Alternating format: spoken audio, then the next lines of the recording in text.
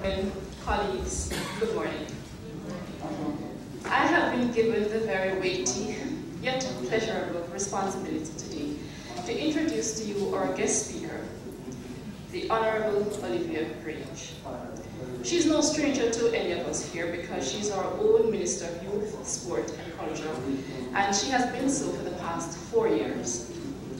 The National Library of Jamaica invited Minister Grange to address us today because of her well-known passion for Jamaica's music and film industries. Minister Grange has a desire to see Jamaica archive its film and music outputs.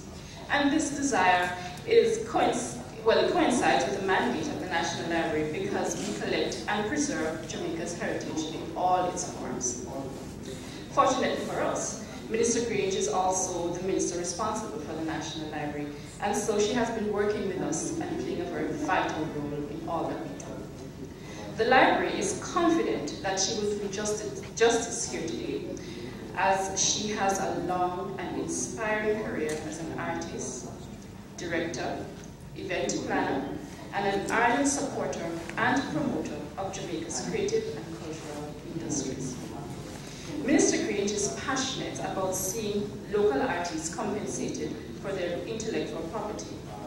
As such, she has assisted in developing the Jamaican Copyright Act of 1995.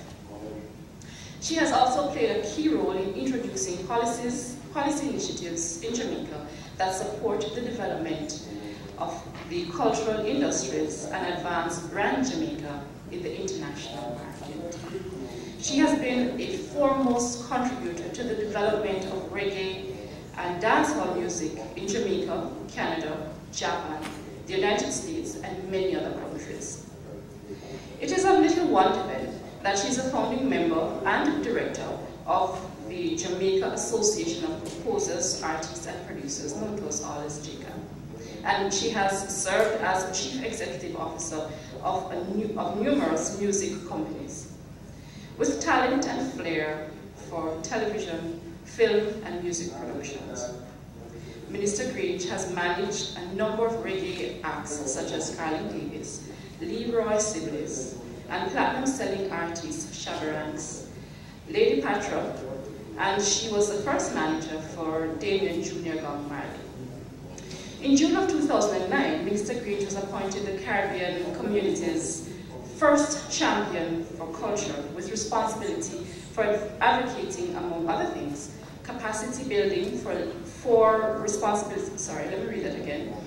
In June of 2009, she was appointed by the Caribbean community, CARICOM, the first champion for culture with responsibility for advocating, among other things, capacity building for cultural industries, cultural institutions, and individual artists.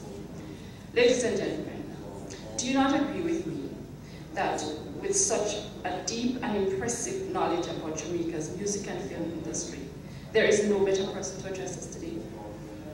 Minister Grange, we eagerly await.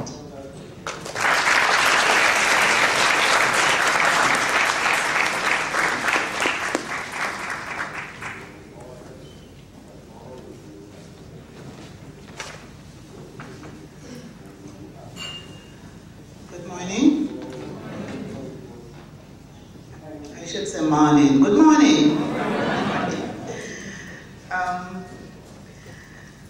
Mr. Chairman, Mrs. Hudson, National Librarian and CEO of the National Library of Jamaica. And maybe to cut my speech short, I probably should just say family. Good morning, family. Now, the textbook, or the text of the Bob Marley Proclamation of 1991 describes Bob Marley as, and I quote, a prodigious and prolific artist who in his brief lifetime created in excess of 500 compositions. Some he co-wrote, and some others wrote. This speaks to the great talent and creativity of this musical genius that Jamaica gave to the world. And we also have many more musical geniuses. And yet, it is perhaps safe to say that nowhere in Jamaica, perhaps, can the full gamut of those 500 creations be found. In other words, our Jamaican people may not benefit from the enjoyment of the musical expressions of this great artist. This has also been the challenge of the Jamaican cultural terrain. How to harness our great cultural assets and create a storehouse for it to be housed and preserved for the nation's eternal enjoyment. It is a universally acknowledged truth that Jamaicans are intensely creative people. We are creative people. Indeed, our creativity knows no bounds and has caused the United Nations Conference on Trade and Development, UNCTAD, to express this outstanding affirmation in their publication. So in the publication, The Creative Economy, 2009, I quote them, "Creativity is synonymous with Jamaica." In fact, so much outstanding work is created in this country that populates our airways by the sound systems that play our music, what is played in the dance halls, and what's recorded in the studios, ladies and gentlemen, may never be found in any one space in Jamaica. From rhythms to dance moves to music videos to lyrical content to short or long films to docudramas or comedies, on CDs or DVDs, in digital or other formats, the Jamaican culture and entertainment scene teems with activity as people hone their talents and create new forms of expression. And yet, at the end of the day, we are unable to access most of them from any central source. It is for this reason that I wish to commend the National Library of Jamaica on staging this forum. Very good move. It is, and I think you should really applaud it. It is very timely and it is extremely necessary. As a cultural superstate, I refer to Jamaica as a cultural superstate, we must be able to display to ourselves and the world the content that gives us the right to that kind of recognition. And that display must be accessible right here in Jamaica. You must be afraid to clap when you hear something that you think is right. The National Library, from the time it was under the Institute of Jamaica, and even more now in its autonomous state, is a repository of what can be called the National Collection. It is the home for the National Collection. It is the home for your works and my works, and all Jamaicans' works. What this speaks to is the availability of material or content related to our music and film in one space and accessible to our whole country and to the world. It speaks to our capacity to tell our story, and we have many stories to tell, in a formidable way through the images and sounds that we store. We all can attest to the power of music and film in the promotion of heritage, in the promotion of identity, and in the promotion of a cultural industry. The images and lyrics contained in the music and films we have created give testimony to our varied experiences, to our frustrations, to our triumphs, to our pains, to our joys, to our philosophies, and even our idiosyncrasies. When we view The Harder They Come, it resonates with those of us who experience the aspirations for a better life out of rural-urban migration and the traumas we suffer as our dreams did not bear fruit. In a more recent product, Get a Life, we're able to look within ourselves as we examine again the play-out of the political tensions and the emergence of ghettos and doormanship as part of our socio-demographic reality. And I personally could relate to that film. That film made me say, Babsy, you're going to have to write your own story. Similarly, our music takes us through a range of human emotions. In Cliff's Many Rivers to Cross, we reflect on the many struggles of our people. In Marley's Redemption Song, it is the ancestral resistance to age-long conflicts that saw the disenfranchisement of our people and their determination to overcome. As he said, my hands were made strong by the hands of the Almighty. And there are so many others that carry images of ourselves that we would wish to recapture. Desmond Decker's Israelites, Dennis Brown's Revolution, The Slickers' Johnny Too Bad, Peter Tosh's Jah Is My Keeper, one of my favorite songs, Eric Donaldson's Cherry O Baby, and many, many more. But which, if we are not careful, will disappear into the private collections of persons who have nothing to gain from their control or ownership except for the profile of having them in their possession. We should not give that up. We should put the National Library in a position to boast that they have the collection.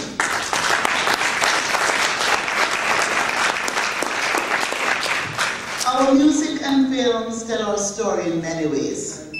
They tell of the epic sagas of an enslaved people whose resistance became legendary and whose triumph is cause for celebration. They tell of the rise of our people from the ashes of poverty and deprivation to oases of power and wealth. It's so strongly demonstrated in this little rock.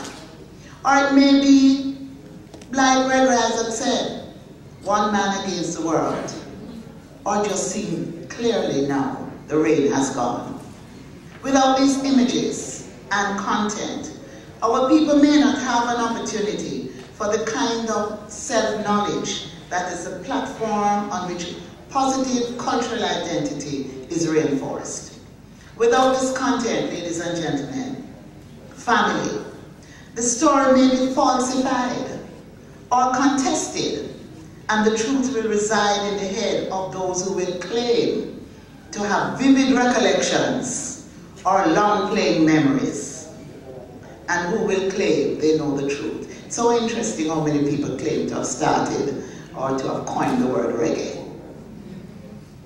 The role of the National Library is to be the repository where all the content and images that are created as part of the vibrant and colorful cultural landscape that is Jamaica are stored for posterity. As stated in the National Library Act of 2010, which I had great pleasure in spearheading in Parliament, its function is to collect and preserve for the national collection any document published in Jamaica, any document about Jamaica, and any document published by a Jamaican. And, by the way, document is not just about paper. It is any material in text, graphic, visual, or auditory format. In fact, the legislation says it's compulsory.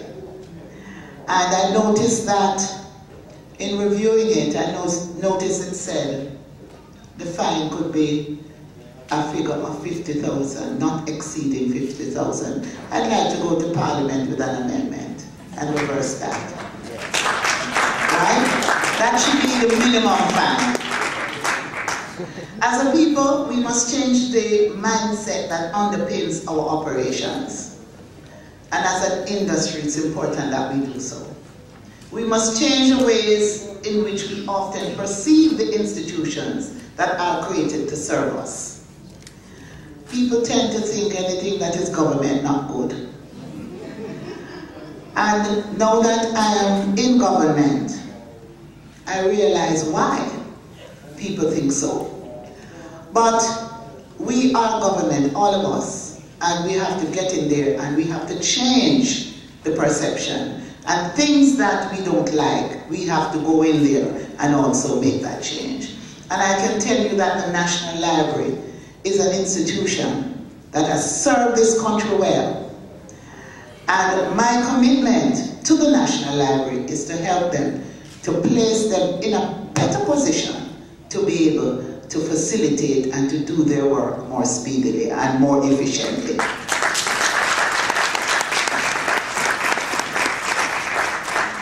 So the question we must constantly ask ourselves is this: what purpose is served when we store all our creations and keep them to ourselves? And I must confess, I send things to the National Library from time to time. I've been doing that from the 70s. But I also must recognize that I have some boxes of stuff at home. You know, sometimes the tape, when you just have them fret and them get out of it. Or I have books, and after a while, when you have them in storage and they're not under the right condition, you're losing them. What better place to send them than the National Library, where you can still have access to them? And so, Mrs. Hudson, I have some things for you. I will hand them over today. I don't want to take them to you in the condition they're in. So I'm going to tidy them up a bit. But I'm taking them to you and I'm setting the example that all of you in this room, I know you have things at home that you could take and deposit at the National Library. Some will fall under the Legal Deposit Act, and some will be material that should be in that library, which you can access and any other Jamaican can access. Why should we not want to share with the very people from whom we got the inspiration in the first place? This is not to say we are to give it to the people for free. Commercial power is important, and for that reason we trade our products on the great marketplace for economic gain. But it can't only be about the money.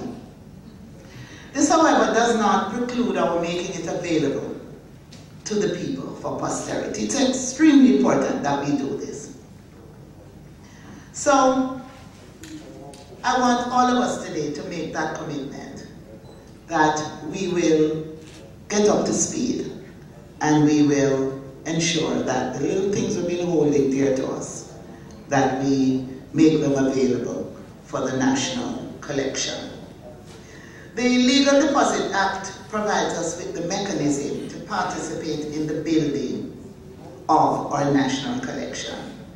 Jamaica is such a cultural powerhouse that people the world over should be anxious. They should be just jumping to come here to view, to listen, or experience the great collection we have of our cultural creations.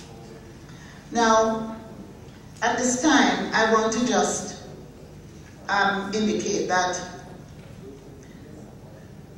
the National Library, the board of the National Library, the new board, has just been appointed.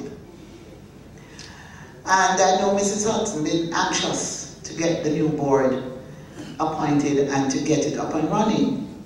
Previous board was a good board. And so we have not made any major changes to the previous board. But I just want to announce today the new board and who the members are. Professor Daphne Douglas, from the University of the West Indies, continues to chair the board. But we have now a new deputy chairman. The deputy chairman is Hugh Faulkner, attorney at law. And I think most of you know we used to call him Hugo Barrington, a writer, a singer, a performer. And so Hugh Faulkner is now the new deputy chair of the National Library Board. The other members, of course, are Mrs. Hudson, who is the CEO, Troy Kane, a musicologist and political historian, the Reverend Michael Allen, Ms. Hermione Salmon, Mr. Vivian Crawford, who is the executive director of the Institute of Jamaica, Professor Faye Durant from the University of the West Indies, Steve Godin, who you all know from JCAP, Judith Maloney, and Carol Simpson, who you all know from JIPO. We also have a rep, of course, from the National Association of Librarians. And we also, I think there's a representative from the National Library on the board. And so the new board has been appointed and Mrs. Hudson is ready to roll again. But what's interesting is that under my ministry, I not only have responsibility for the National Library, but I have responsibility for the Jamaican Archives. And I also now have responsibility for the Cultural and Production Training Center. And so it is important that we all understand that a more joined-up approach in government is going to make our work more effective. The Jamaica Archives is the keeper of the JBC Audio-Visual Library. And you all know that that library, that collection, is a fantastic collection. The National Library has some of that material, and so when we're able to pull it all together, we will have a collection that is worth quite a lot and that carries a lot of history. The CPTC also has a fantastic archive. And earlier when it was said that the National Library does not have a clip with the voice of Sir Alexander Bustamante, I'm sure if we were to go through the archives, the Jamaica Archives or the CPTC Archives or the Jamaica Information Service Archives, we will find the voice of Sir Alexander Bustamante. And so that's a challenge I throw to you today, Mrs. Hudson. I give you 2 weeks to come back and tell me that you have found a clip. And of course, we have recently appointed the board of the Jamaica, the Archives Advisory Committee. Now, I want to invite you all as a legacy in the commemoration of Jamaica's 50th celebrations. We celebrate 50 years next year. I want to encourage all creative persons to deposit your works in the National Library because you will ensure that we have left a legacy to commemorate our 50th anniversary. Let us place a target that says by the end of 2012, we should have at least 10,000 CDs in the national collection and almost as many DVDs. From what I understand, we now have only 310 CDs and 83 DVDs. And I know just in this room alone, if everybody was to go out and get their collection together, we would exceed that number. Our collective task then is to educate each other, young and old, hit makers and non-hit makers, because I noticed too that when they were performing earlier, you know, I turned to Sid and I said, what I'm noticing about the music is that there is an age divide. You find that there is not enough interaction between those of us who laid the foundation and the young ones who are coming. I don't know if it's because the vintage artists, and I don't want to necessarily say vintage, but the pioneers and those who are still around, maybe they need to reach out more to the younger artists. And maybe the younger artists need to recognize it didn't just begin. You know? And so I think every effort should be made to bridge that divide. I remember I attended a function and Big Youth was performing. When I looked in the audience, it were all young people.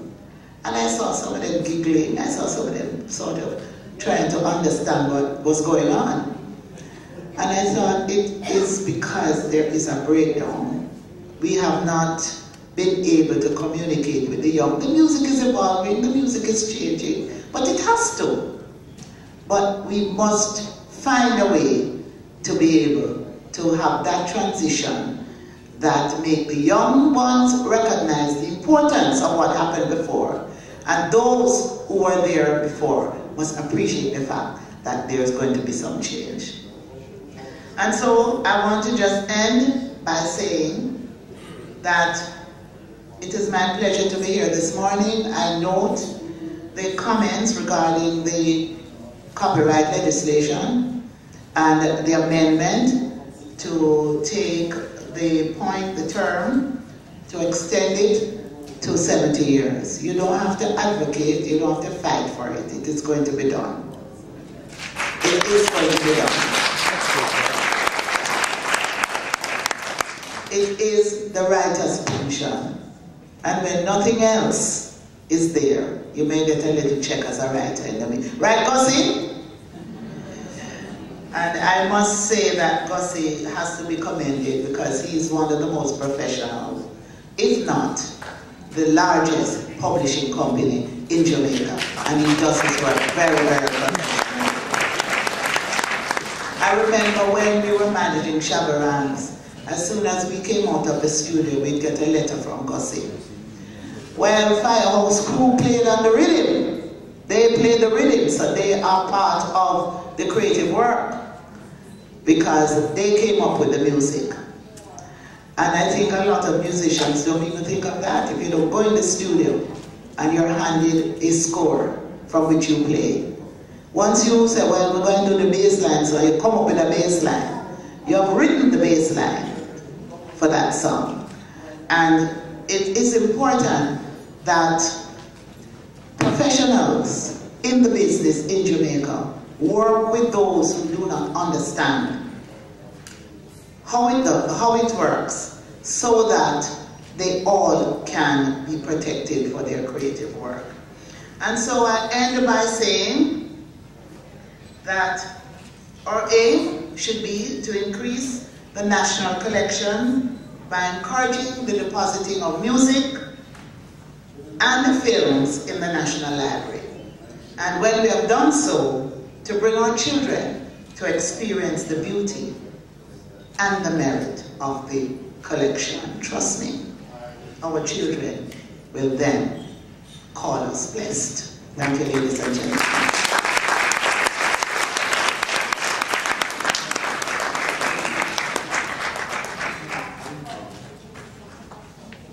Thank you. Okay, and at this point, we'll ask Mrs. Barbara Blake-Hanna to make a presentation. Minister Grange, Ms. Winsome Hudson, Ms. Valerie Francis, Mr. Robert Simpson, executives of the National Library and members of the entertainment industry. It's a real pleasure to be presenting some films to the National Library. I presented all copies of all my books. I'd like to invite this gentleman over here to join us. This is Mr. George Tate. He lives in Toronto, Canada, and in Negril, Jamaica. He's been living here for 30 years, and he came to the first film festival. He's been to every film festival since. He came down specially for this, so that he could present copies of the film he made. I just want to say, the Reggae Film Festival has showed that most of the people documenting Jamaica's musical history are non-Jamaicans. And in the 4 years we've held the Reggae Film Festival, we have changed that paradigm, that most of the films now being made about Jamaican music and culture are being made by Jamaicans. In this year's Reggae Film Festival, we were very fortunate to have sponsorship of RBC, for our competition, Make a Film in 24 Hours. We had 16 teams entering, and of those teams, 6 were adjudged finalists, and there were 3 winners. The 3rd place winner is actually here with us today, Mr. Christopher Byfield. He's going to show us one of his films in a minute. And we also have an entrant from the Northern Caribbean University. Where's Jason? Put up your hand. Thank you very much. Who was one of the teams. National Library, through Minister Grange, I'd like to present you with copies of the 12 winning films of the Make a Film in 24 Hours competition. The winner for Esther Phillips was a girl, a young lady, and she's really turning out to be one of the greatest new Jamaican filmmakers. The 2nd place winner, Regina B, was a former Miss Jamaica. This was her first film. So we're really doing innovative things with the Reggae Film Festival. Rick Elwood is one of the godfathers of the Make a Film in 24 Hours competition. And Minister, to the National Library, I'd like to present copies of 3 of my 4 films. The first one, Race Rhetoric Rastafari, I made in 1982 for Channel 4 TV. The second one is, unfortunately I don't have a copy, Kids Paradise 1, but number 2, which starred Storm and Niall Salter in the film that made them decide to become filmmakers. And my most recent film, The Road Through the Blue Mountains of Jamaica. It's a real pleasure and an honor to be part of this historic occasion, and I'd like to offer Uncle George an opportunity to present his film. Hi everybody. Yeah, I did this film years and years ago, and I'm just so pleased that you guys are recognizing me, and my mom's tickled that you've invited me down to the National Library, so I'd like to say hi to my mom and everybody here. Thank you very much. I have the soundtrack for the film, which was 17 different bands from around the world. Argentina, Miami, England, everywhere. And this is the film. It's about my life when I grew up in the 1980s in Jamaica. And a book I wrote, the tourists I brought in, I produced a published book in Canada called The Comprehensive Jamaican Handbook. And it has everything from a cookbook to a patois dictionary to stories to read while you're on the airplane when you come down. So.